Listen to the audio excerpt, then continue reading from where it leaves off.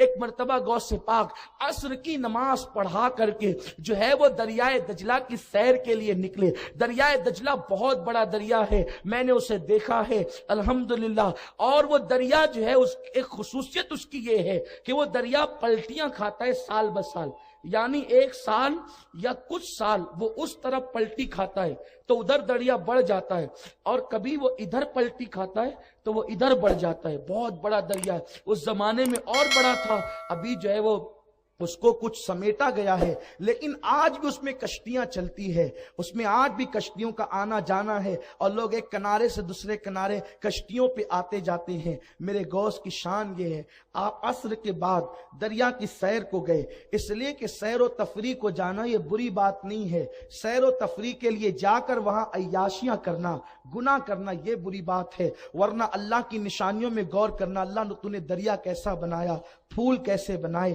پتیاں کیسی بنائی، یہ سب چیزوں میں غور کرنا عبادت ہے۔ بلکہ صوفیہ فرماتے ہیں کہ اللہ کی نشانی میں غور کرنا 70 سال کی عبادت سے بہتر ہے۔ اللہ رب العزت نے ہمیں حکم دیا سیروا فی الارض، زمین کی سیر کرو، لیکن لوگ سیر نہیں کرتے بلکہ جا کر کے پکنک پر عیاشیاں کرتے ہیں۔ اللہ لوگوں کو نیک توفیق عطا فرمائے، اللہ ہمارے حال کی اصلاح فرمائے۔ تو آپ دریا کی سیر کو گئے ہیں، دیکھا کہ ایک بڑھیا ہے وہ ٹھلیا لے کر کے آتی ہے اور وہ پانی بھرتی ہے اور ٹھلیا رکھ کر کے دوپٹے سے آنسو پوچھنے لگتی ہے۔ نبی کے گھرانے کے فرد تھے، دل میں خیال آیا اس کی آنکھ میں آنسو کیسا، تو آپ نے خادم سے کہا جاؤ اور جا کر کے اس بڑھیا سے پوچھو کہ تیری ٹھلیا کو کسی نے پتھر نہیں مارا، تجھے کسی نے گالی نہیں دی، تجھے کسی نے ستایا نہیں، تجھے کسی نے پریشان نہیں کیا، بڑی بھی تو روتی کیوں ہے؟ خادم گیا، بڑھیا نے کہا جا تو اپنا کام کر، میرے رونے سے تجھے فائدہ کیا ہے، میرا غم آخر کون بانٹ سکتا ہے؟ اسے کچھ نہیں بتایا، آپ تشریف لائے، چہرہ بتاتا تھا، دیکھو تو خدا یاد آ جائے۔ بڑھیا سے کہا اماں جی کیوں روتی ہے؟ تو بڑھیا وہاں بتانے سے انکار کرتی ہے، لیکن یہاں داستان شروع کرتی ہے۔ وجہ یہ ہے کہ ہر چہرے ایسے نہیں ہوتے جہاں دکھ درد بانٹا جاتا ہے، محبت کے لیے کچھ خاص دل مخصوص ہوتے ہیں، یہ وہ نغمہ ہے جو ہر سانس پہ گایا نہیں جاتا۔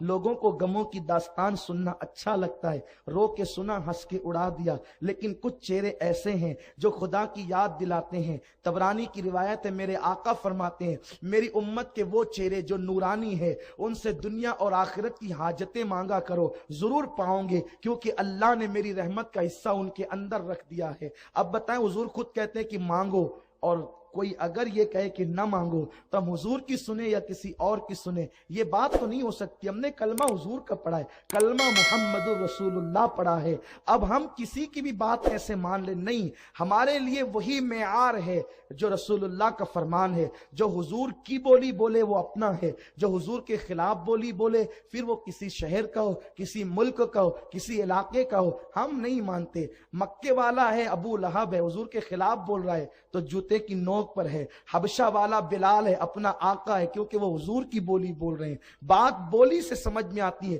دل کے احوال بولی سے پتا چلتے ہیں۔ تو بڑھیا نے چہرہ دیکھا کہ یہاں پر غم ہلکا ہو سکتا ہے، کہا کہ بات یہ ہے کہ میں رونے کی وجہ، مجھے میری ٹھلیا کو کسی نے پتھر نہیں مارا، مجھے کسی نے گالی نہیں دی، کسی نے ستایا نہیں، لیکن بات یہ ہے او میرے مونس کہ میرا ایک لوتا بیٹا تھا اور میں اس وقت بیوہ ہو گئی تھی جس وقت وہ میرا بیٹا میری گود میں تھا، اور میں اسی کو پالتی تھی اور بے وگی کا داغ دھلتی تھی۔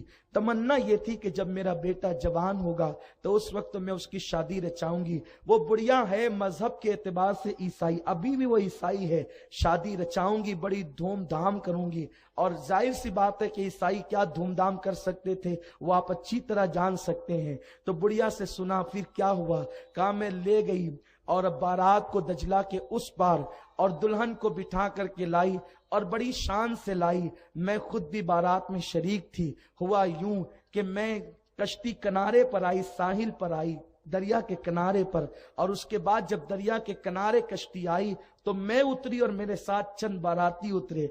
अभी कुछ लोग उतरे ही थे कि अचानक फिर एक हवा आई और हवा ने कश्ती को पीछे ढकेल दिया और फिर वो कश्ती बीच दरिया में गई और माँ की आंखों के सामने बेटा, बहू, जो आप अभी दूल्हा और दुल्हन थे और बारात में जितने लोग मौजूद थे चंद उतरने के सिवा, वो सब के सब दरिया के बीच जो है वो कश्ती मेरे सामने डूबी। मैंने अपनी आंखों से अपनी पहले दिन की दुल्हन बहू को और अपने दूल्हा को डूबते हुए देखा है। जब भी दजला पे आती हूँ तो मेरे दिल को नश्तर लगते हैं, वही बारात जवान बेटे की याद आती है, वही धूमधाम मुझे याद आती है। ये कह के फूट फूट कर रोने लगी। मेरे गौस ने कहा, माई सब्र कर, अल्लाह तेरे लिए इंतजाम करता है।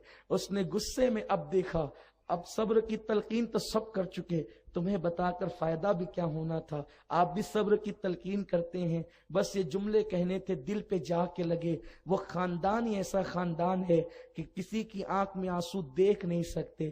कहा माँ बस अब इंतजार कर, अल्लाह की कुदरत देख। हाथ उठा दिए, अल्लाह मेरे रब, मेरे परवरदिगार जो है इसके लिए कश्ती को दोबारा दरिया से निकाल दे। निदा आई, अब्दुल कादिर जानते हो कितने बरस हुए कश्ती को डूबे हुए? पूछा नहीं उससे। अर्ज किया, मेरे अल्लाह तू ही बता दे। इरशाद हुआ कि 12 बरस हो चुके हैं। कश्ती दरिया में गई, उनके जिस्मों को मछलियों ने खाया। जिन मछलियों ने उनके जिस्मों को खाया, उन्हें इंसानों ने खाया, और जो मछलियां इंसानों ने खाया वह गलाजत बन करके दरियाओं में, सहराओं में खत्म हो चुके, यानी कि वजूद उनका नापैद हो चुका है। अर्ज होती है, मौला सबको मुश्किल है, तुझे मुश्किल क्या है? जो बगैर वजूद के किसी को पैदा कर सकता है, क्या वो डूबी हुई कश्ती नहीं निकाल सकता? इरशाद हुआ, अब्दुल कादिर मेरे बंदे, न मांगता तो अच्छा था। बस फिर जो मकाम महबूबियत अल्लाह वलियों को देता है, तो आपने अपनी चादर की तरफ हाथ बढ़ाए, और दूसरी रिवायत है कि अपने जुब्बे की तरफ हाथ बढ़ाया, और उसके बाद कहते, अल्लाह अगर तू उस कश्ती को दरिया से नहीं निकालता तो फिर तेरे अब्दुल कादिर को यह मकाम महबूबियत का हुल्ला जेब नहीं देता। आज इसको ऐसा उतारूंगा कि फिर कभी नहीं पहनूंगा। बस इतना कहना था कि अब्दुल कादिर देख मेरे बंदे, मेरी कुदरत का करिश्मा। और उसके बाद मेरे गौस ने दुआ की, और फिर उधर वो कश्ती उसी तरह जाहिर हुई, वो कश्ती उसी तरह जाहिर हुई जैसे कि वो शान से डूबी थी। बुढ़िया ने देखा, दंग रह गई, और अल्लाह अकबर, उसने कहा ये क्या है? कहा ये मेरे अल्लाह की कुदरत है, मेरे रब की कुदरत है। कश्ती किनारे पर आई, बड़ी भी को यकीन नहीं आता था ये क्या है। बुढ़िया ने बेटे को सीने से लगाया, फिर कहने लगी, मैं तो बुढ़ी हो गई, अब 12 साल जो है वो गुजर चुके, अब मैं अपने पोता पोती को देखूं तो कैसे देखूं, बेटे की शान देखूं तो कैसे देखूं, क्योंकि अब तो मैं जल्दी मर जाऊंगी। मेरे गौस ने कहा, नहीं तू नहीं मरेगी, तेरी जिंदगी जब खत्म होने वाली थी वो 12 साल तक मैंने और बढ़ा दिया, यानी जितना तू देख सकती थी वो सब बढ़ गई। तो वो पूरा खानदान मुसलमान हुआ। मुसलमान हुआ तो उस दूल्हे को दुनिया ने शाह दौला के नाम से जाना, और शाह दौला मुसलमान हुए, गौस पाक के खलीफा हुए, और गुजरात की सरजमीन पर उनका मजार मौजूद है, सरकार गौसुल आजम के। और हम हिंदुस्तानियों की किस्मत भी बड़ी अजीब है कि वो शाह दौला भी हिंदुस्तान आ गए। गौस पाक के खुलफा में हम अल्लाह की निशानी बनकर, ये वो लोग हैं, ये है गौसुल आजम दस्तगीर। आप सोचते हैं ये क्या है, ये क्या है? ये क्या, ये अल्लाह की कुदरत है। अल्लाह जिसको जो चाहे मर्तबे अता करता है, अल्लाह जिसको जो चाहता है शान अता करता है।